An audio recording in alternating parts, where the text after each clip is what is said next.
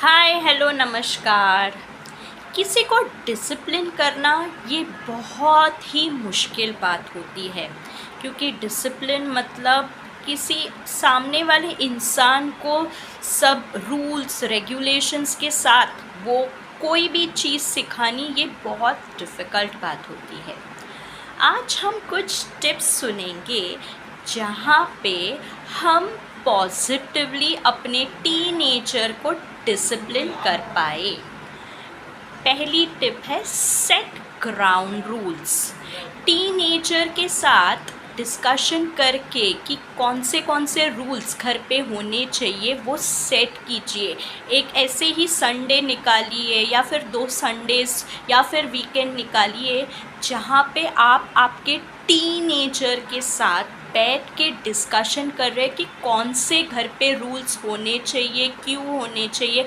अगर रूल्स नहीं फॉलो हो रहे तो उसके कॉन्सिक्वेंसेस क्या हो रहे हैं। इससे क्या होगा कि आप आपके टीनेजर के साथ डिस्कशन कर रहे हैं तो टीनेजर को आइडिया है, वो प्रिपेयर्ड है। तो इसके लिए डिस्कशन करना आपके टीनेजर के साथ रूल्स को लेके बहुत इम्पॉर्टेंट है। सेकेंड चीज़ है लिसन टू देम।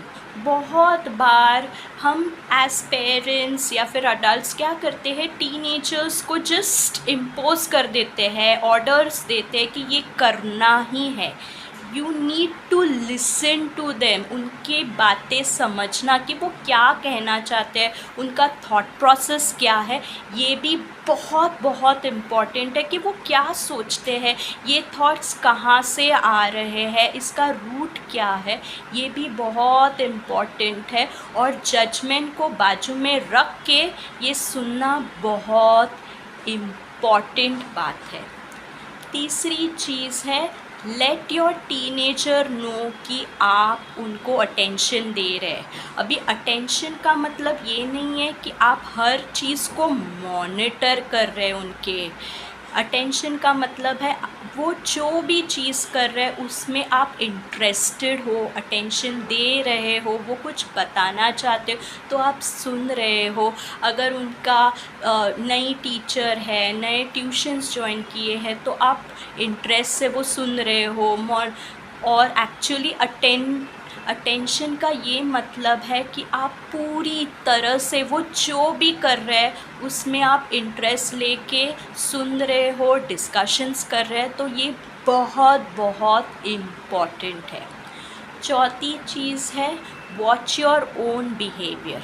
टीनेजर को अगर आपको कुछ भी सिखाना है तो अपना खुद का बिहेवियर भी आपको देखना बहुत इम्पॉर्टेंट है, क्योंकि टीनेजर हो या कोई भी छोटा बच्चा वो आपको बहुत अच्छे से ऑब्ज़र्व कर रहा है। अगर आप बहुत गुस्से से सबके साथ बात कर रहे हो तो ऑब्वियस सी बात है कि वो भी कहीं ना कहीं वो ट्रेड को पिकअप करने वाला है। अगर आप लोगों को एकदम ही रूड तरीके से बात करते हो तो कहीं ना कहीं वो ट्रेड वो लेने वाला है। अगर आप हमेशा मोबाइल पे ही रहते हो, कोई कॉन्वर्सेशन बात कर रहा है तो भी आप मोबाइल में ही रहते हो, तो कहीं ना कहीं वो वही ट्रेड देखने वाला है और कंटिन्यू करने वाला है। तो अगर आपको टीनेजर को कुछ सिखाना है तो आपका अगर आप बिहेवियर थोड़ा सा या फिर आपके जो हैबिट्स है थोड़े से चेंज करोगे तो उनमें भी स्लोली वो देख के बदलाव आने के चांसेस बहुत ज़्यादा है। नेक्स्ट चीज़ है teach your teenager to be independent. अभी टीनेजर बड़े हो रहे हैं तो उनको छोटी छोटी चीज़ें घर पे करने के लिए दे दो कि बाबा ये कुछ रिस्पॉन्सिबिलिटीज़ है, घर के काम है, ये आपको करने हैं।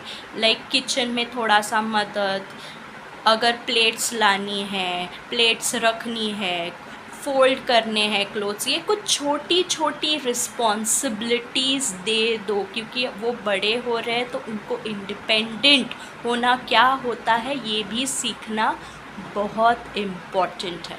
और लास्ट और इम्पॉर्टेंट है be ready for normal cold arguments. Teenagers हमेशा, कोई भी आपको कुछ बोलता है तो हम हमेशा अग्री करते हैं, ऐसे होता नहीं है। तो बी रेडी कि कभी ना कभी कोई आर्ग्यूमेंट्स हो, कभी ना कभी वो कुछ हर्टफुल चीज़ें बोल दे, कभी ना कभी वो बहुत रूड हो जाए।